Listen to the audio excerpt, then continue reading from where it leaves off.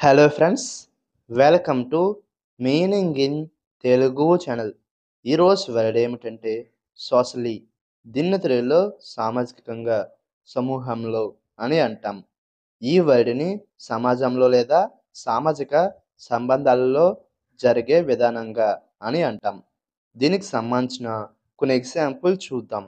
వాటితో ఇంకా బాగా అర్థం చేసుకోవచ్చు.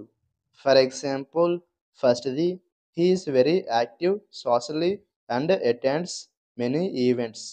అంటే తెలుగులో సామాజికంగా అతను చాలా క్రియాశీలంగా ఉండి అనేక ఈవెంట్లకు హాజరు అవుతాడు.